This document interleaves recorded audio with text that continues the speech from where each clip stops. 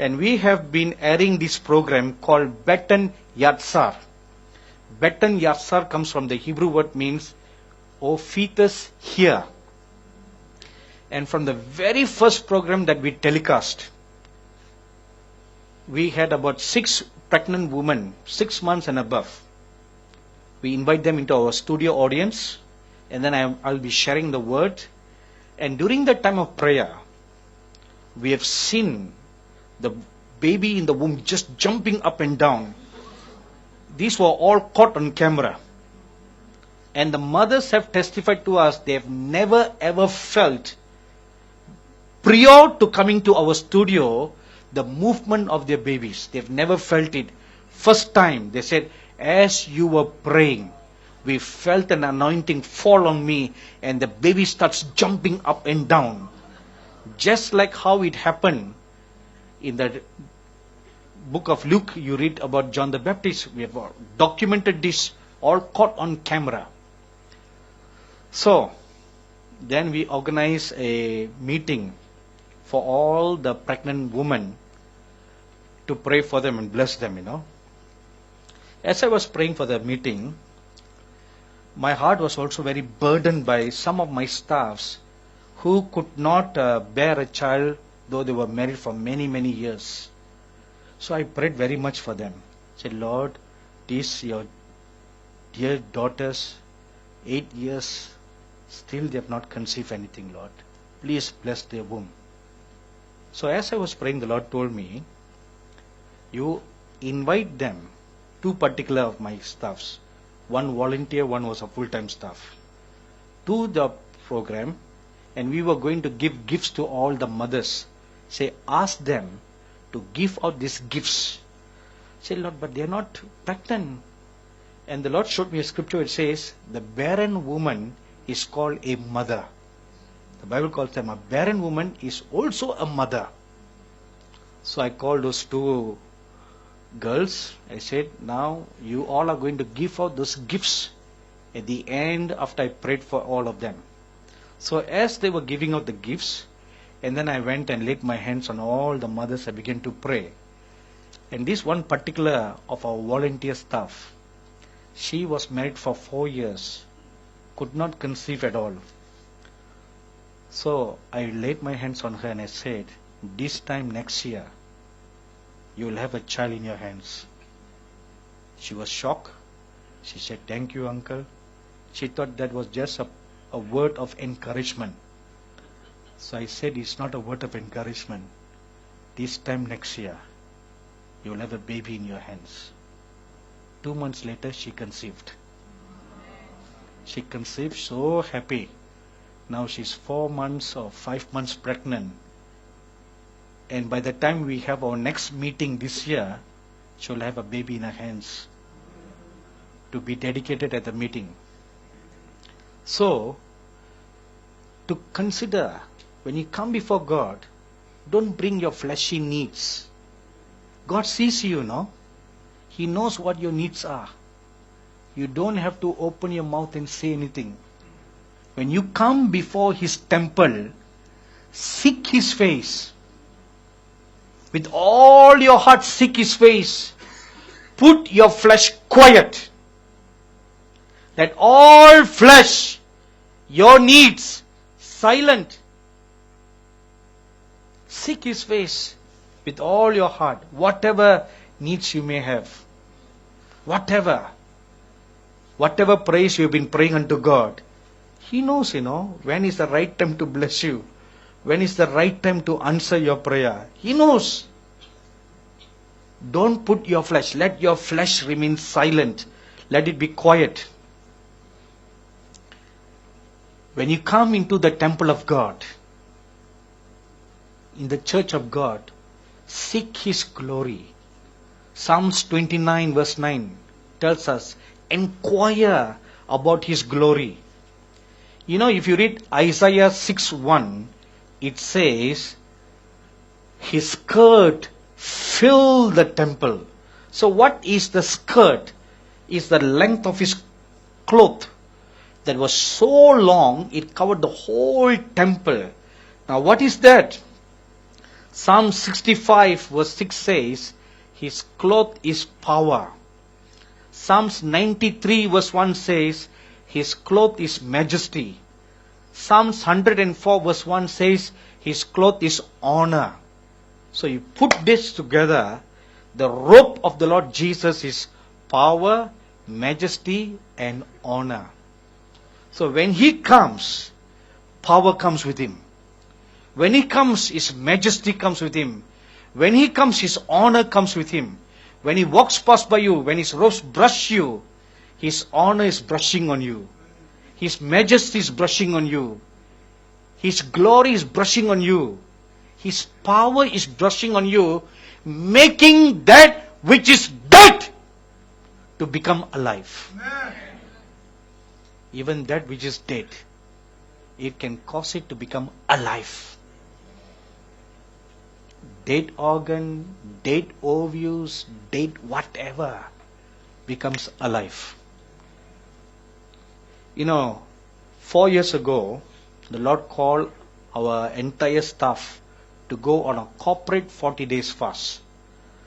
So everybody have to fast for the new things or for the new season that we were going to enter into. And the Lord told me, if any one of them is unwilling to fast, dismiss them. So I called for a corporate meeting, and I told this to everybody, and about 10 of them said we cannot fast. And all the 10 of them were my key managers. I said, okay, leave. He says, you want us to leave? I said, yeah, leave.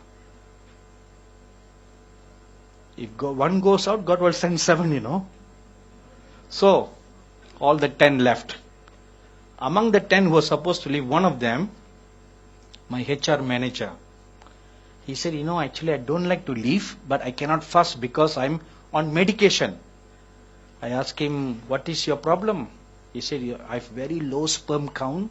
As a result, we cannot have children, and because of that, I'm taking these medicines to make me whole. So by birth, he has a problem in his organ. So I told him, you believe my words? He said, yes, I do believe your words. I said, don't worry. You just fast for 40 days. Don't touch your medicine. On the 40th day, go to the doctor and see. Everything will be all right in your body. He looked at me, she read? I said, yes, really. So he was with us for 40 days. Fasted every day for 40 days. And on the 40th day, before he came to the office for prayer, he went to the hospital for a check. And way and behold, everything has been recreated in his body. That which was dead became alive. Today he has 2 kids, which was an impossibility. Naturally, it was impossible for him because of medical science.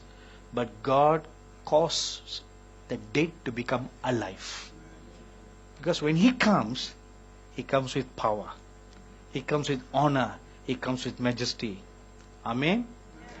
And the Bible also tells us in Malachi chapter 3 verse 1, the Lord will come suddenly. The Lord will come suddenly. When He comes suddenly, all flesh must keep quiet. Which means, put away your usual plan. When the Lord comes suddenly, He wants to do what He wants to do. If God is the God of our lives, you're not doing church for the sake of gathering people for Sunday, right? We have come to seek God's face. If we come to seek God's face, then we want to see Him and hear from Him. I first encountered this kind of experience, I think in the year 1997. I was preaching at a combined Chinese churches conference in Los Angeles. I think it was the second last day of the conference. I was introduced and I went up to speak. As I was closing my eyes to pray a prayer before I start preaching, the Lord Jesus came and told me, before you preach, I want to heal the sick first. So give an altar call and ask all those who are sick and need a healing to come to the front. Normally, I don't normally do that because my gifts operate more on mass prayer than on personal praying. I do personal, but it's very, very rare. On a very large, mass crowd, I don't minister personally because it's very, very time consuming. So the Lord told me, you do this and you personally go down and lay your hands on all the sick people, and I will come and put my hands on your hands and heal the sick. So when I gave an altar call, the Chinese people, they are always very, very hungry. Even though they are sick or they are not sick, they all came to the front. Very, very dangerous to give such altar call among Chinese people. So, about 300 of them, the entire church came to the front. I thought, not everybody is sick. So I thought my interpreter has misinterpreted, So I said, repeat one more time. So I asked everybody to go back, and we repeat one more time, and all 300 people came to the front. All right, so I went down. I began to lay my hands on every one of them. And by the time I finished with the last person, about 1.5 hours had passed by. So I went up to the pulpit, and the Lord Jesus looked at me, he smiled. He said, it's done. So I asked everybody to stand up. I said, Amen. Finish. They were shocked. So the pastor looked at me and said, what about word? I said, that's not necessary for a word. The Lord wanted to heal the sick today. It's done. What is the necessity for the preaching of the word? I'm not here to do business. I came here to minister, and the Lord ministered. Period. Say, but we still need to word, ma.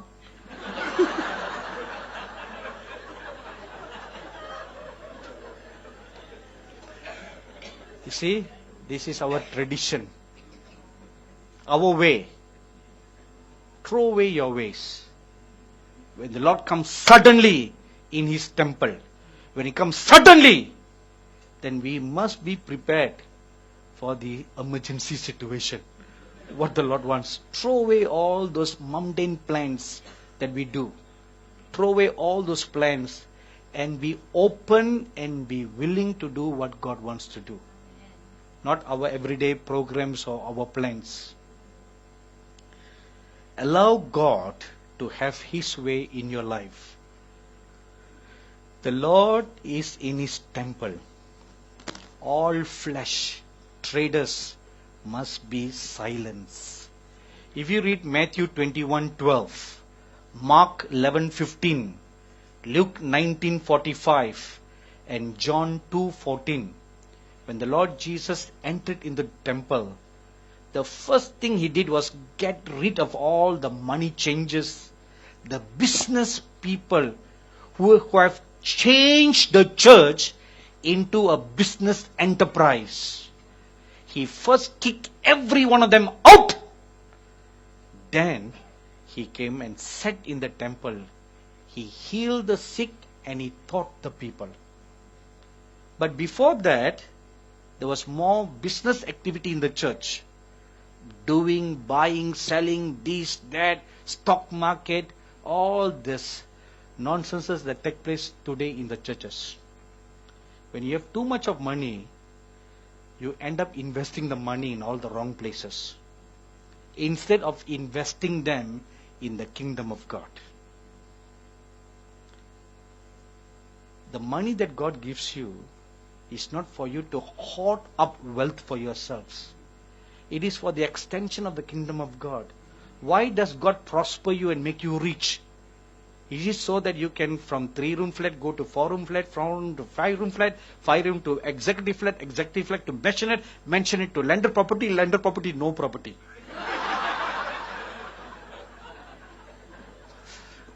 After landed property, you have to buy an island, you know. That's why people move to Sentosa Cove. What is that? Greed. Greed. Greed. Absolute greed. We need to die to this.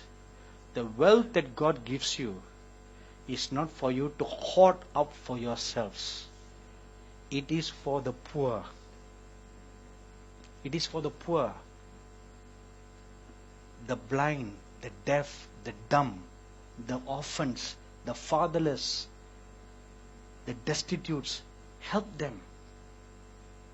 When you help the poor, God blesses you many more. You are saving up riches for yourselves up in the kingdom of heaven. You know, many years ago, in 1991, I saw this thing become a reality before my eyes. You know, the scriptures in Matthew 6:19 and 20 says, lay up treasures for yourselves up in heaven. I was visiting the US and I stayed with this American family who were also missionaries. So one day we were having lunch, or before we have lunch, the day before, their daughter-in-law visited them. And this American family, you know, most American families I've seen are really quite well-to-do, if not overly well-to-do. I've never ever seen in any American family where they have broken furniture, torn carpet, except in India, where we have torn this, torn that, tattered this, tattered that, all that are everywhere. We don't want to throw anything. But this American family I saw torn, worn out carpet in their living room.